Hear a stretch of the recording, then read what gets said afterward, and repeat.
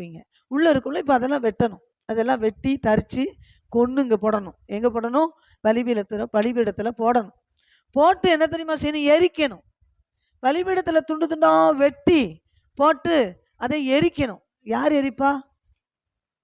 யார் எரிப்பா? நீங்கள் எரிக்க முடியுமா? முடியாது. அதை எரிக்க நாங்கள் தான் எரிக்கணும். இங்கே நிற்கிறோம் பார்த்தீங்களா? நாங்கள் தான். இப்போ நான் கொஞ்ச நேரம் எழுந்து நில்லுங்கன்னு சொன்னேன். உங்களை எழுந்து நின்று நம்ம எல்லாரும் ஜெபிக்கலான்னு சொன்னேன். நிற்க முடிஞ்சுதா?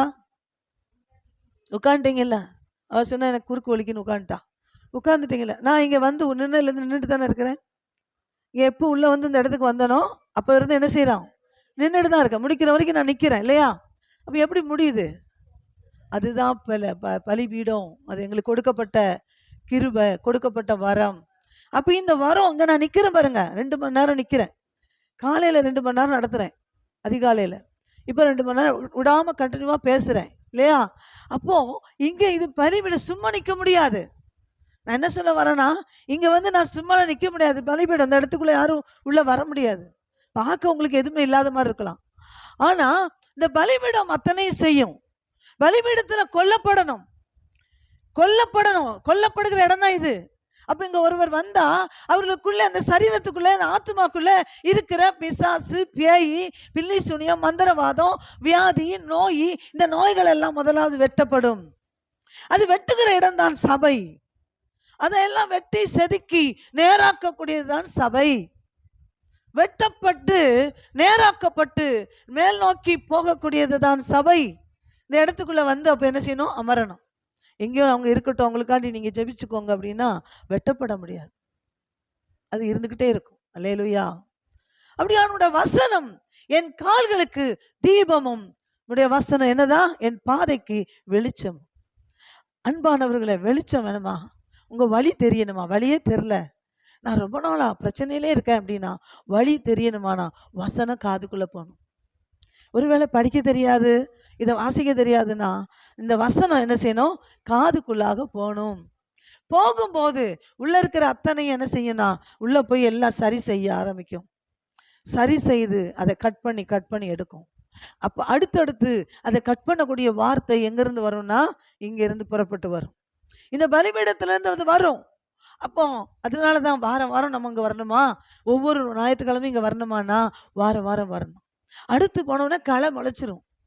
உலகத்துக்குள்ளே இருக்கும்ல, அங்கே களையை கொண்டு பிசாசு விதைச்சிட்டு போயிடுவான். இப்போ இந்த களையை பிடுங்கணும்னா இங்கே வந்து அமரணும். இங்கே வந்து ஏன் அப்படி வாரம் வாரம் உட்கார்ந்துருக்குறாங்க அப்படின்னா களை பிடுங்கப்படணும். அல்லேலூயா. களை பிடுங்கப்படணும்.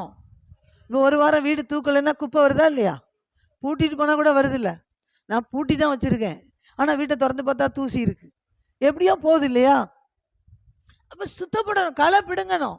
அப்போ உள்ளே இருக்கிற பிரச்சனை, உள்ளே இருக்கிற பாவம், சாபம், பில்லி சூனியம், முன்னோர்களுடைய கர்ம வினைகள், இதெல்லாம் உள்ளுக்குள்ளே சரீரத்தை வந்து என்ன செய்யும்? டேமேஜ் பண்ணிக்கிட்டே இருக்கும்.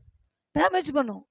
அந்த டேமேஜ் பண்ணுற பகுதியை பார்க்க உங்களால் முடியாது, புரியாது. சில நேரம் ஏதோ வலிக்கும், ஏதோ செய்யும், மூச்சு முட்டும், நெஞ்சு வலிக்கும். டாக்டர்கிட்ட போனால் ஒன்றுமே இல்லைம்மா, உங்களுக்கு ஹார்ட் நல்லா இருக்குது, உங்களுக்கு மண்ணீரல் நல்லா இருக்குது, கல்லீரல் நல்லா இருக்குது, உங்களுடைய இருதயம் எல்லாமே நல்லா இருக்குது, கல்ச்சர் நல்லா இருக்குது, சுகர் நல்லா இருக்குது, ப்ரெஷர் நல்லா இருக்குது, தைராய்டு நல்லா இருக்குது, எல்லாமே சரியாக இருக்குது.